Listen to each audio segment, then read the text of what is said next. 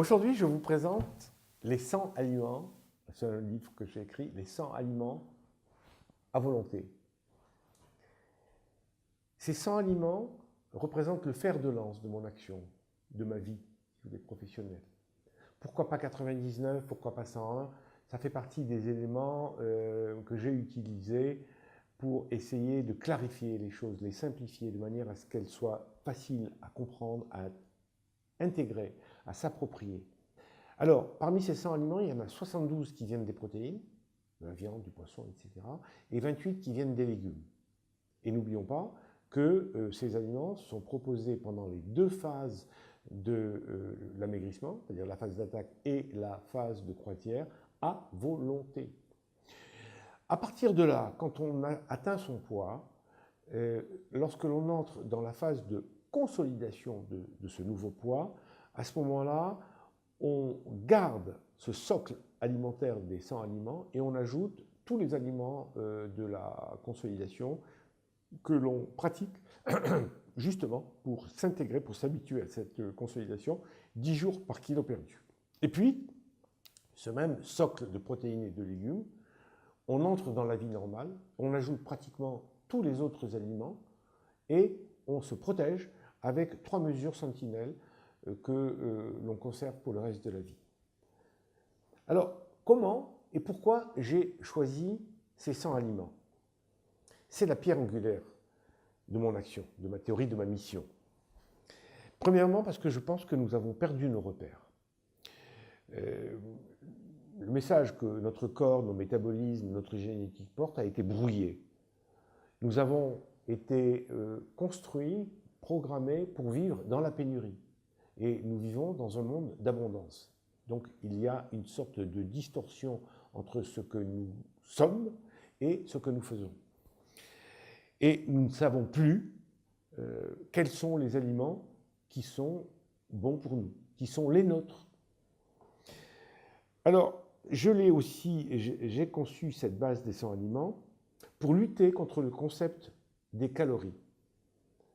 Non seulement ce concept est faux, mais il est contre-productif. 100 calories de steak ou 100 calories de légumes ne peuvent valoir ou équivaloir à 100 calories qui viennent du sucre. Le sucre apporte le même nombre de calories, mais il apporte en plus le diabète, il apporte ensuite en plus des maladies, il apporte aussi l'addiction. Donc, on ne peut pas rester sur ce concept de calories. J'accuse le dogme des calories d'être à l'origine de cette difficulté à résister à l'invasion du surpoids. Alors, quels sont les aliments dont nous avons besoin? Est-ce que d'abord nous avons besoin de tous les aliments? Moi je dis oui, toutes les espèces au monde ont besoin de certains aliments. Alors, devant les packaging, devant la publicité, devant la sensorialité des aliments, nous ne pouvons plus faire confiance à nos instincts. Donc, je me souviens d'une histoire qui opposait des pédiatres européens à des pédiatres américains. Alors les pédiatres américains disaient qu'il faut ajouter dans les laits maternels, parce que c'est eux qui avaient inventé le biberon, il faut ajouter des protéines, et les Européens disaient qu'il faut ajouter des glucides, et ainsi de suite, et puis ça allait, il y avait des conférences, il y avait des congrès, il y avait des études, et ça n'en finissait pas. Puis un jour, il y a un petit malin qui a dit mais enfin, et si on faisait du lait qui ressemble au lait de la mer? Ah! Et puis tout le monde s'est rangé. C'est exactement ce qui se passe aujourd'hui pour l'alimentation, pour les aliments de l'homme adulte. Que manger? Nous devons manger ce qui fait partie de notre espèce, des règles et de ce qui est inscrit en nous, dans notre espèce. Alors, comment? Ben voilà, notre espèce a 200 000 ans. Pendant les 190 000 premières années, nous avons vécu de la chasse et de la cueillette. Donc des aliments protéinés et des aliments des végétaux. Alors il y avait un petit peu de baies sauvages, quelques fruits sauvages, quelques graminées sauvages, des sortes de blé sauvages ou des seigles sauvages, mais très peu et par saison. Donc fondamentalement, pendant 190 000 ans, nous avons mangé des protéines et des légumes. Donc les 100 aliments que je préconise. Et puis, pendant les 10 000 dernières années, l'entrée dans la civilisation, pendant les 9 950 années, sur ces 10 000, donc pratiquement toute la civilisation, sauf les 50 dernières années, nous avons ajouté des aliments, nous avons ajouté du pain, nous avons ajouté des aliments, mais en contrepartie, nous avons continué de travailler, de gagner notre vie à la sueur de notre front, ce qui équilibrait. Et donc, il n'y a pas eu de crise d'obésité. Or, tout a changé depuis 50 ans. Et depuis 50 ans, les 9950 premières années de la civilisation passée, la dernière guerre mondiale, et au décours, l'industrialisation. On a ouvert la porte au sucre et aux graisses faciles d'accès et bon marché, et on a fermé la porte de l'activité physique, et vous connaissez la suite.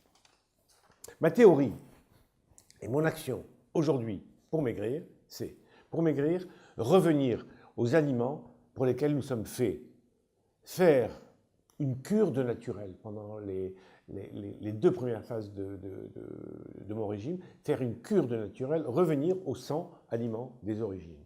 Lorsqu'on a atteint son juste poids, alors on élargit. Au cours de la consolidation, on ajoute des aliments. Quels aliments? On ajoute les aliments qui sont parvenus à nous pendant la civilisation, jusqu'à ces 50 dernières années. Du pain, des légumes, des féculents, des aliments, voilà, ces aliments-là, jusqu'aux années 50. Et pour revenir à la vie d'aujourd'hui, dans lesquelles on peut manger pratiquement tout ce qui nous sollicite, oui, à condition de garder ce socle des 100 aliments qui vous protègent et de manger le reste sous contrôle de 3 mesures que je vous explique dans ma phase de stabilisation. Alors, on peut me dire aussi, mais alors votre méthode a été dans différents pays, dans différentes cultures. Comment avez-vous fait? Parce que ces 100 aliments en Chine, en France, en Italie, en Espagne. Oui, ben alors j'ai découvert un truc formidable, c'est que dans ces 100 aliments, il y en a 70 qu'on trouve partout, qui sont dits universels. Un exemple, le saumon. Aujourd'hui, le saumon, c'est partout. On trouve du saumon partout. On trouve du poulet partout. On trouve de la tomate partout. On trouve des pommes partout. Ce font partie des 70 aliments qui sont constitutionnels de la nature humaine, de notre nature. Alors, dans ce livre, Les 100 aliments à volonté, vous avez une page pour l'aliment. Là, vous avez, c'est quoi? C'est le roast beef. Toutes les qualités nutritionnelles. Et de l'autre côté, vous avez une recette. Un autre aliment, un légume, par exemple, vous avez... c'est quoi ça? Ça, c'est le chou de Bruxelles. Hein? Chou de Bruxelles, et ici, gratin de purée de chou de Bruxelles à la truite rose. Bon. Donc, un aliment, connaissance nutritionnelle et une recette. Voilà, je vous le conseille.